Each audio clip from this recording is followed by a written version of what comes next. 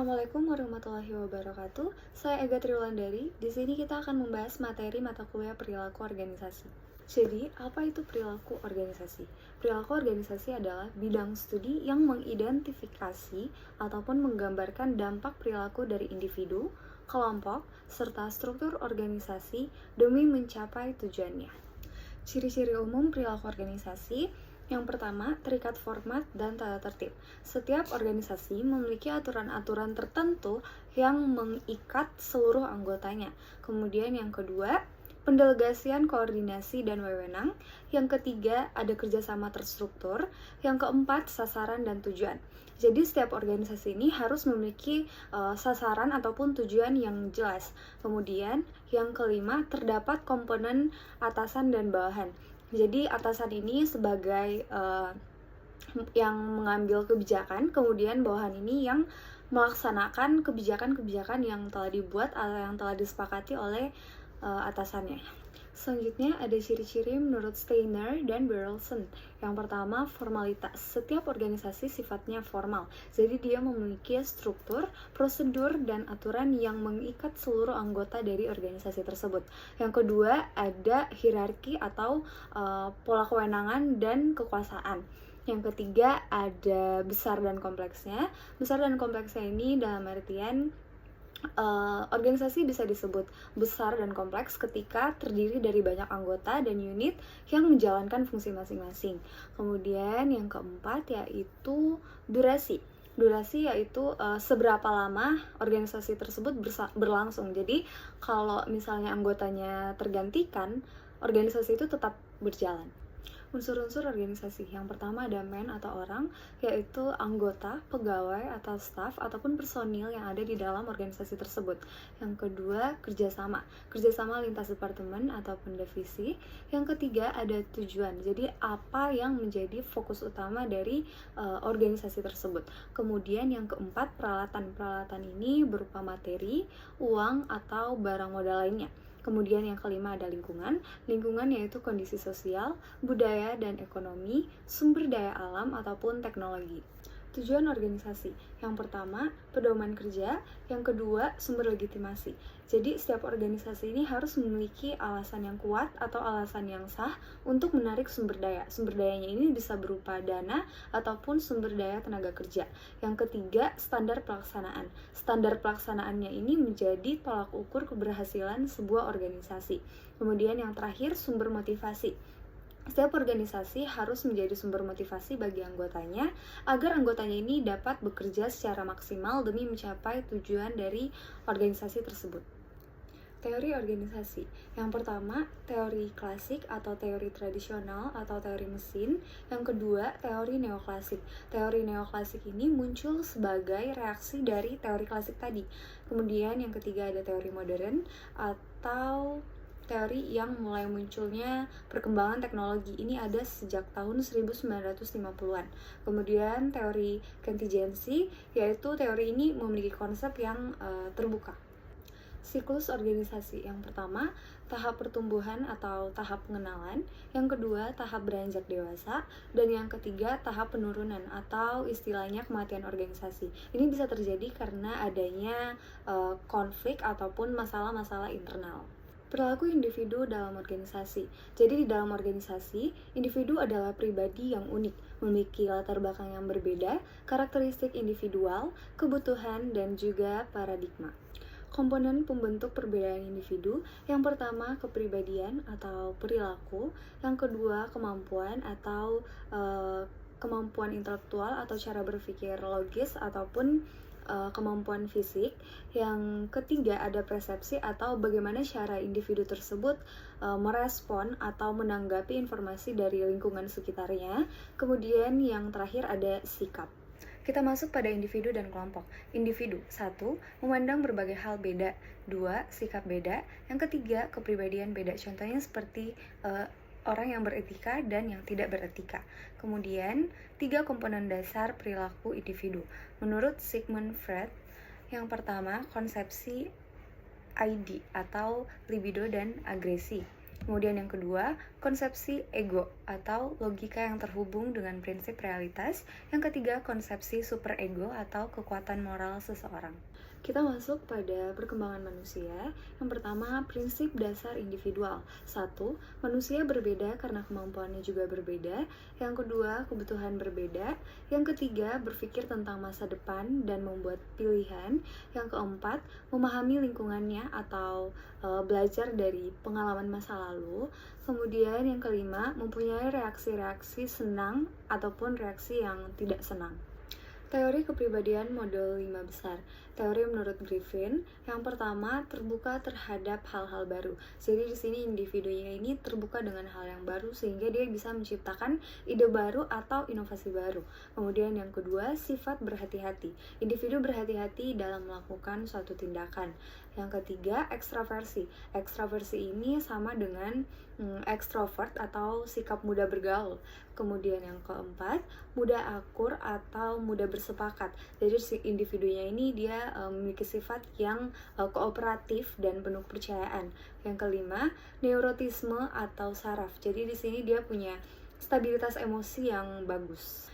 Kelompok adalah sekumpulan orang yang saling berinteraksi untuk memberikan ide satu sama lain. Kemudian kelompok ini memiliki sifat yang saling bergantung atau sifat dependent. Teori pembentuk kelompok. Yang pertama, teori kedekatan. Teori kedekatan ruang dan daerah. Yang kedua, teori keseimbangan. Kesamaan sikap dalam menanggapi suatu tujuan yang relevan satu sama lain. Yang ketiga, teori praktis. Didasarkan atas alasan yang praktis. Contohnya motif ekonomi, sosial, keamanan, budaya, dan lain sebagainya.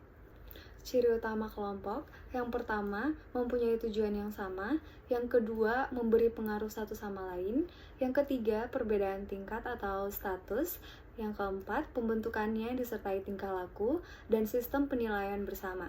Jadi di sini anggota kelompoknya diharapkan agar mengikuti pola tersebut.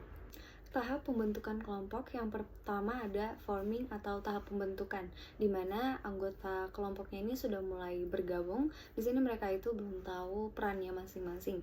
Yang kedua ada storming atau konflik, yang dimana di sini tahap ini itu konflik-konflik sudah mulai muncul. Kemudian yang ketiga yaitu norming atau penyesuaian, penemuan cara kerja yang efektif yang disepakati bersama. Dan performing atau pelaksana, yaitu bekerja dengan efektif dan fokus pada tujuan bersama. Yang terakhir yaitu adjourning atau pembubaran atau penyelesaian, di mana ini merupakan tahap akhir, yaitu tanggung jawab atau tugasnya itu sudah selesai. Masuk pada nilai dan sikap, di sini ada kontribusi dan kompensasi. Kontribusi adalah apa yang diberikan individu bagi organisasi. Contohnya seperti usaha, kemampuan, waktu, loyalitas, dan lain sebagainya. Kemudian ada kompensasi. Kompensasi ini merupakan apa yang diberikan organisasi bagi individunya. Contohnya seperti gaji atau insentif karyawan, kemudian reward bagi mereka yang telah mencapai sesuatu. Nilai ini sifatnya yaitu bebas atau tidak terikat oleh hukum atau peraturan.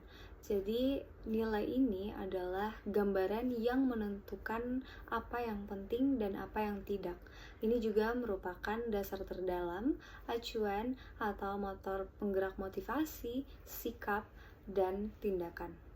Nilai versus norma. Kalau norma, bisa saja norma itu adalah nilai. Sedangkan kalau nilai, dia belum tentu adalah norma. Kemudian, nilai yang menjadi norma mengandung janji hadiah dan menjadi ancaman atau sanksi. Nilai instrumental versus nilai terminal. Nilai instrumental ini adalah cara yang dilakukan untuk mencapai nilai terminal. Sedangkan kalau nilai terminal itu sendiri adalah akibat dari nilai instrumental tadi. Self-direction ini percaya dengan kemampuannya sendiri. Kemudian conformity ini adalah perilaku atau cara seseorang dalam menyesuaikan diri dengan norma atau aturan yang berlaku. Kemudian security ini normatif, jadi seseorang itu bertindak sesuai dengan norma yang berlaku. Etika versus moral. Yang pertama, etika. Etika ini berasal dari bahasa Yunani yaitu ethos. Ini merujuk pada dua hal. Yang pertama, berkenaan dengan nilai yang dianut manusia. Yang kedua, pokok permasalahan dalam nilai dan hukum yang mengatur tingkah laku manusia. Kemudian yang kedua ada moral. Moral ini dari bahasa Latin yaitu mos. Ada dua hal juga. Yang pertama, karakter dan sifat individu. Yang kedua, tingkah laku yang sifatnya spontan, seperti kasih, kemurahan hati, kebesaran jiwa, dan lain sebagainya. Berikutnya kita masuk pada motivasi. Motivasi ini berasal dari kata motif, yaitu dorongan, sebab, atau alasan seseorang melakukan sesuatu itu secara sadar. Motif ini dimulai dari lahir atau dari diri sendiri atau sesuai dengan kebutuhan dan juga dari faktor eksternal. Teori motivasi. Yang pertama, teori kebutuhan menurut Abraham Maslow, yaitu kebutuhan fisiologis seperti lapar, haus, tidur, dan lain sebagainya. Yang kedua, keamanan, yaitu perlindungan diri terhadap bahaya. Yang ketiga, sosial, yaitu bergaul, persahabatan, dan kasih. Kemudian yang keempat, pengharapan, yaitu harga diri, penghargaan, dan ego. Kemudian yang terakhir, aktualisasi diri, yaitu mewujudkan potensi diri, kreativitas, ekspresi, dan lain sebagainya. Jadi kebutuhan yang belum terpenuhi ini mendorong kita untuk bermotivasi untuk mencapai kebutuhan tersebut. Yang kedua, teori dua faktor, yaitu faktor yang pertama, faktor sesuatu yang dapat memotivasi. Contohnya seperti prestasi, penghargaan atau pengakuan, dan juga tanggung jawab. Yang kedua, kebutuhan kesehatan lingkungan kerja, seperti kondisi kerja yang nyaman, gaji, keamanan, hubungan antara pekerja, kebijaksanaan perusahaan. Kemudian yang ketiga, teori prestasi, yaitu reward. Nah, reward ini mendorong kita untuk memotivasi. Jadi, motivasi ini muncul karena adanya akibat.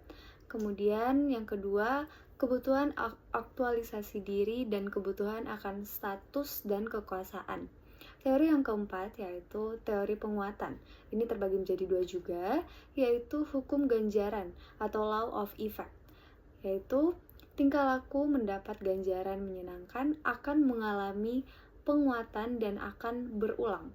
Kemudian yang kedua, dalam teori tingkah laku disebut stimulus respon atau SR-Band. Yang kelima, teori harapan. Pengertian seseorang mengenai suatu tingkah laku dengan hasil yang ingin diperoleh sebagai harapan. Jadi kalau harapannya tidak sesuai dengan realitas, maka itu disebut dengan masalah. Kemudian harapan itu sendiri adalah energi penggerak untuk melakukan sesuatu. Teori yang keenam yaitu tujuan sebagai motivasi. Tujuan sebagai motivasi dalam bekerja. Pekerja akan mengambil alternatif atau cara bekerja yang efisien dan efektif. Materi yang terakhir yaitu budaya organisasi. Common understanding atau kebersamaan pengertian para anggotanya untuk berperilaku sama. Ikatan antar individunya seperti perilaku, gaya bicara, gaya berpakaian, upacara, dan lain sebagainya. Budaya organisasi ini berbeda dengan organisasi lainnya. Nilai budaya. Nilai budaya ini adalah nilai yang berulang yang menjadi kebiasaan. Contohnya seperti sejarah, kegagalan dan kesuksesan, suku, ras dan agama, turunan atau heritage, dan lain sebagainya.